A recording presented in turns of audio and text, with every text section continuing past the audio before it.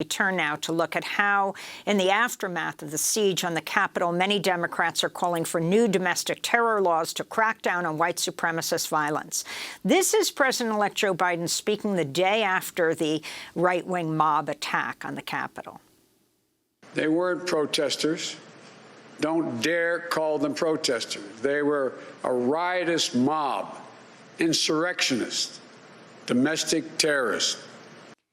But our next guest says that term shouldn't exactly be used to describe those people. He says that more domestic terrorism laws are a predictably misguided response to the Capitol attack that will actually end up harming Black and brown communities by expanding law enforcement powers. Manar Waheed is our guest. She's senior legislative and advocacy counsel at the American Civil Liberties Union. Welcome to Democracy Now! Can you lay out your concerns, Manar? Sure, and thank you so much for having me today. You know, I think I would start by saying I'm Muslim, and as a Muslim, I completely understand where this response is coming from, where the desire to use the term domestic terrorism is coming from. I come from a community that has been treated as suspect for the entirety of my life, harassed, surveilled, vilified. And it comes from, for me, a deep desire to say, you got it wrong. You were wrong. It wasn't us. It was never us. But the problem is that words have impact.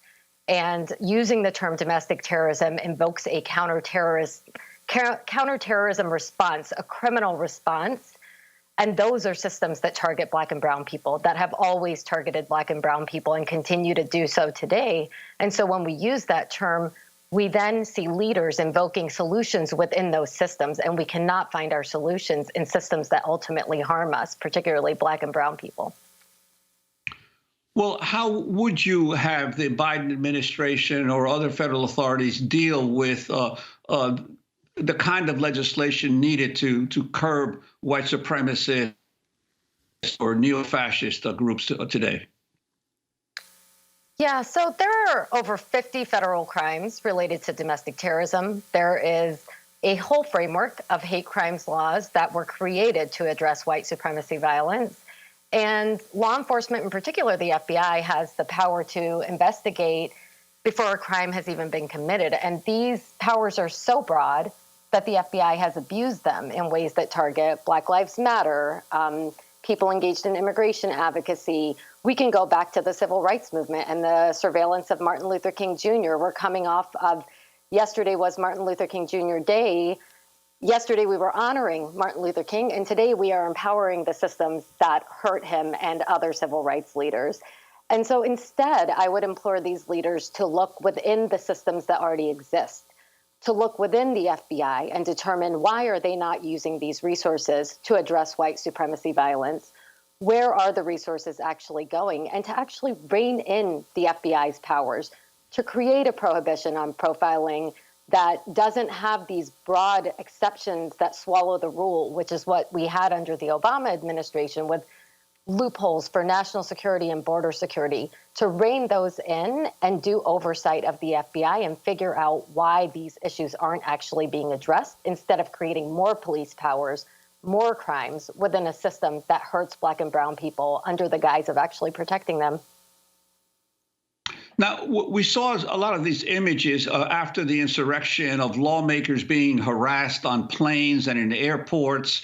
And now we're hearing that the lawmakers are reportedly considering placing those who participated in the sacking of Capitol Hill on a no-fly list. What's your response to that?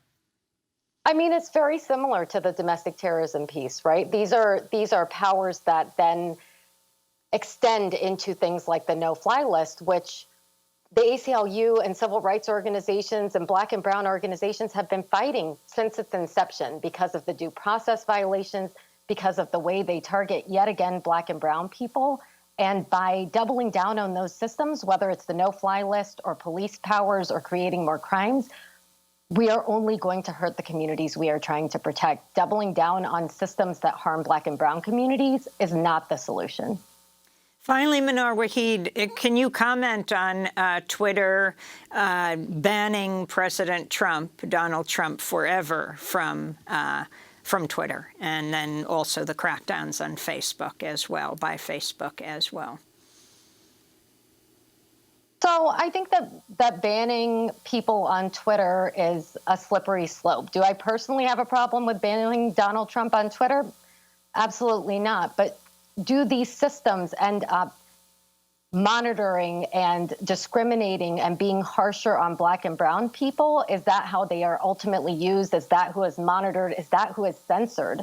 That is what we see over and over again. That's what these systems have done. And again, doubling down on that is probably going to end up hurting Black and brown people yet again.